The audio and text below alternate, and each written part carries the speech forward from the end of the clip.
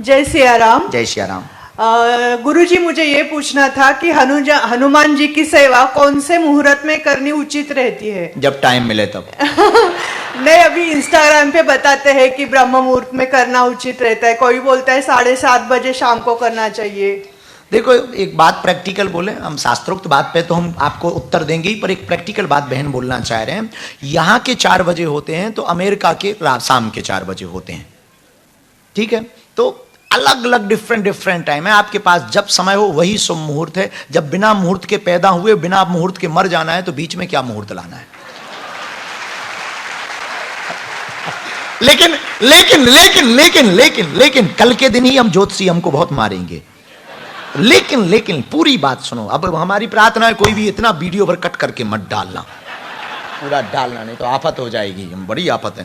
हाँ, लेकिन हनुमान जी की पूजा कब करनी चाहिए? ब्रह्म मुहूर्त में करनी चाहिए। उसके बाद राम जी की सेवा में चले जाते हैं। 14 घड़ी राम जी की सेवा में रहते हैं। 14 पहर राम जी की सेवा में हनुमान जी रहते हैं।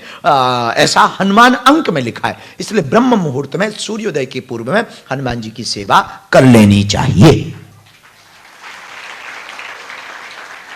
और इसलिए हनुमान जी बड़भागी हैं। हनुमान जी बड़भागी क्यों है? चौथा कारण है, सब देवता और सब भक्त भगवान का भजन करते, एकमात्र हनुमान जी ऐसे हैं जिनका भजन स्वयं भगवान करते। 5वां कारण हनुमान जी बड़भागी क्यों है? 5वां कारण है, हम लोगों पे विपत्ति आती है तो हम भगवान को पुकारते हैं, पर भगवान पर विपत्ति आती है वो हनुमान को पुकारते हैं। ये 5वां कारण है। हनुमान जी के बड़भागी होने पर माता जानकी का पता नहीं लगा, हनुमान जी को पुकार लगाई, लक्ष्मण जी को शक्ति लग गई, हनुमान जी को पुकार लगाई, तो हम पर विपत्ति आवे तो हम भगवान को पुकारते हैं, पर भगवान पर भी विपत्ति आवे वो हनुमान को पुकारते हैं। जो हमारे काम आवे उन्हें भगवान कहते हैं, पर जो भगवान के भी काम आए उन्हें हनुमान कहते हैं। ये 5वां कारण है। 6वां कारण हनुमान जी बड़भागी क्यों हैं? हनुमान जी बड़भागी इसलिए हैं, जो तूफानों से डरे, जो भैया कश्तियों से लड़े उसे तूफान कहते हैं, जो तूफानों से लड़े उसे इंसान कहते हैं, जो इंसानों से लड़े उसे शैतान कहते हैं, पर जो शैतानों से लड़े उसे हनुमान कहते हैं। इसलिए हनुमान जी बड़भागी हैं। हनुमान जी बड़भागी क्यों हैं? हनुमान जी के बड़भागी होने का 7वां कारण है, वो एक अद्भुत कारण है। राम द्वार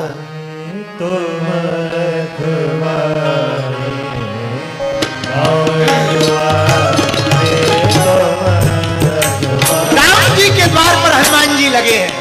राम द्वारे तुम रखवारे,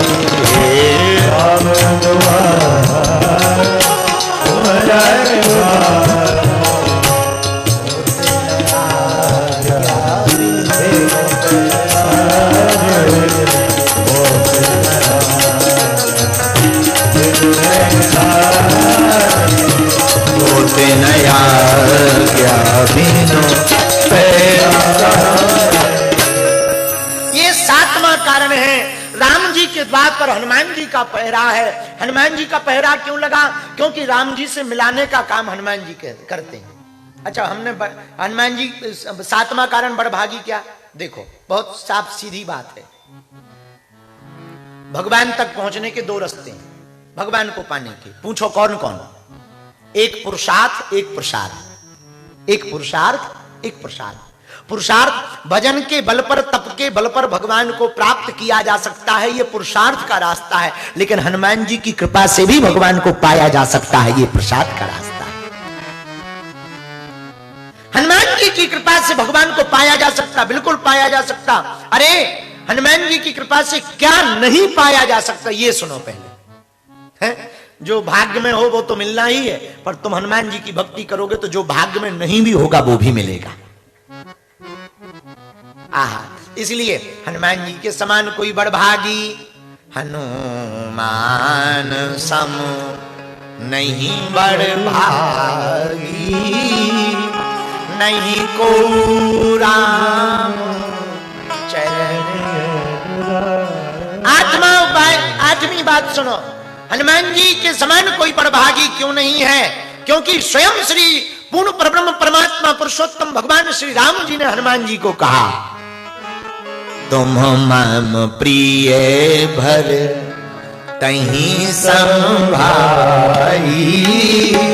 रघुपति की बहुत बड़ाई, तुम मम प्रिय भर तहीं संभाई।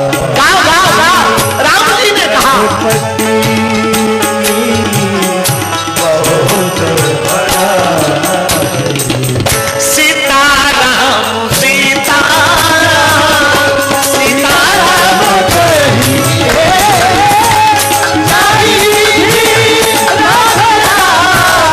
लाई विधि रहिए, सीताराम सीताराम सीताराम कहिए, लाई विधि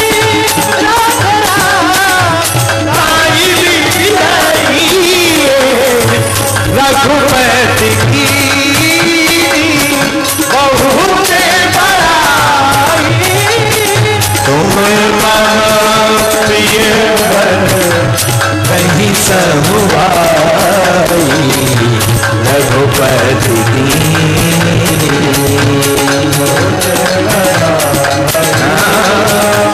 तुम मम प्रिय भर कहीं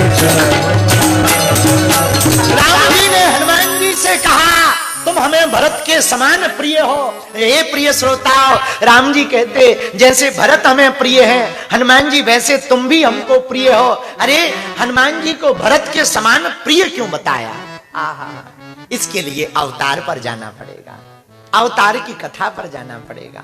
अवतार की कथा में जब महाराज दशरथ ने पुत्र कामेष्ठी यज्ञ करवाया, श्रृंगी ऋषि को बुलाया और यज्ञ हुई, तो यज्ञ में अग्निदेव चरु लेकर के प्रकट भय, खीर का प्रसाद लेकर प्रकट भय, महाराज दशरथ को दिया, तीनों रानियों में बांट दो। जैसे ही बांटने लगे, आधा भाग मां कौशल्या के हाथ में दिया, बचा आधा हिस्सा उसके दो भाग किए, एक हिस्सा उठाया कैकेयी के हाथ पर रखा, और जैसे ही पत्तल में कैकेयी के हाथ पर रखा, उसी समय एक गृद्धि जो पूर्व जन्म की श्रापित थी, पितामह ब्रह्मा ने श्राप दिया था, जा तू गृद्धि हो जा, वो रोने लगी, महाराज हमसे अपराध हो गया, हमें क्षमा करो, यदि गृद्धि में जीवन रहेगा तो हमारा अप्सरा में जीवन ठीक नहीं हो पाएगा, और हम गृद्धि बने रहेंगे तो हमारा जीवन किसी काम का नहीं होगा। पितामह ब्रह्मा दयालु थे, उन्होंने वरदान दिया, चिंता मत करो, ये तुम्हारा स्वरूप तब नष्ट होगा जब त्रेता युग में तुम कैकेयी के हाथ के खीर के पात्र को उठा करके वेंकटाचल पर्वत पर विराजमान अंजना माता के हाथ में जाकर के ठीक से पहुंचा दोगी, तब तुम्हारा यह स्वरूप चला जाएगा। उस श्राप से श्रापित गृद्धि आई, भागी भागी आई, मां कैकेयी के हाथ के ऊपर खीर के पात्र को पकड़ा, वो झपट्टा मारा और वो खीर का पात्र पत्तल लेकर के उड़ गई। जैसे ही उड़ी तो कैकेयी रोने लगी, क्या हुआ? हमारे हिस्से की खीर के पात्र को गृद्धि ले गई है, हमारा तो भाग्य ही खराब है। दशरथ जी ने कहा चिंता मत करो, कौशल्या ने कहा चिंता मत करो, थोड़ा सा भाग कौशल्या मां ने निकाला, थोड़ा दशरथ जी ने निकाला, कैकेयी के हाथ पर पुनः रखा, बचे हुए शेष खीर के भाग के दो हिस्से किए, एक पुनः कैकेयी के हाथ में रखा, एक कौशल्या के हाथ में रखा, दोनों रानियों ने सुमित्रा को दिया। और वही गृद्धि खीर का पात्र लेकर के दौड़ी दौड़ी वेंकटाचल पर्वत, जहां भगवान वेंकटेश्वर स्वामी विराजमान है, वेंकटाचल पर्वत पर विराजमान मां अंजना माता भगवान सूर्य की तपस्या में संलग्न थी, वह भी श्रापित हैं। भगवान इंद्र के दरबार, महाराज इंद्र के दरबार में श्रापित थी, अप्सरा थी, वो अप्सरा थी। बीच में एक महात्मा से अवरोध हुआ, महात्मा का अपराध हो गया, महात्मा ने श्राप दे दिया, जाओ तुम बानरी हो जाओ, तुम बानरी बन जाओ। रोने लगी वह अप्सरा, महाराज हमको क्षमा करो। अप्सरा का नाम था पुंजकस्थला, पुंजकस्थला नाम की अप्सरा रोने लगी, हमको बानरी बनने का आपने श्राप दे दिया, हमें क्षमा करो, हमसे भूल हो गई। पर महात्मा का तो श्राप भी वरदान होता, गुरु का श्राप भी वरदान होता। महात्मा ने कहा देवी चिंता मत करो, हमने तुम्हें बानरी बनने का श्राप तो दे दिया, लेकिन तुम्हारी कोख से ऐसा सुत होगा जिसका चारों लोगों में परिताप होगा। तुमको अंजना नाम से जाना जाएगा। आहा, वही वानरी बनकर के पुंजकास्त्रा नाम की अप्सरा माता अंजना बनी। इनका ब्याह केसरी नाम के वानर से हुआ। बहुत दिनों तक कोई संतान नहीं हुई, तो भगवान शंकर का अनुष्ठान केसरी नाम के वानर ने किया।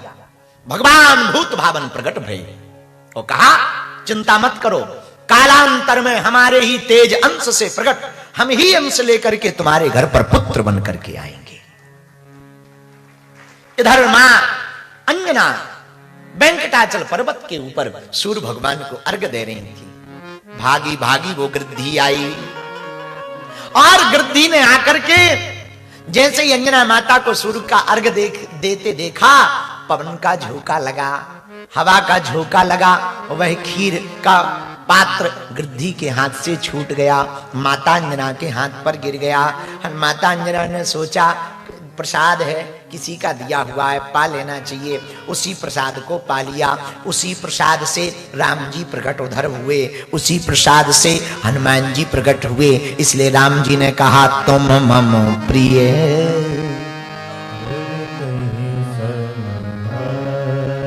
है, जैसे भरत जी प्रिय हैं। क्यों? कैकेयी के हाथ का प्रसाद है। तो कैकेयी नंदन कौन है? भरत। कैकेयी नंदन भरत हैं और उसी कैकेयी माता के हाथ के प्रसाद को माता अंजना ने पाया। तो राम जी ने कहा, तुम मम प्रिय भरतहि सम रघुपति कीन्ही। जैसे भरत जी हमें प्रिय हैं, हे हनुमान जी तुम भी हमको प्रिय हो। बोलो सीताराम, जोर से बोलो। ये 3 कारण। चौथा कारण सुनिए, हनुमान जी क्यों प्रकट हुए। भगवान शंकर ने सोचा राम जी का अवतार होने वाला है, नारायण नर बनकर प्रकट होंगे, हमको भी जाना चाहिए। नारायण नर बनेंगे तो हम क्या बने? शंकर जी सोचो, यदि हम भी नर बन गए तो सेवक और स्वामी समान हो जाएंगे।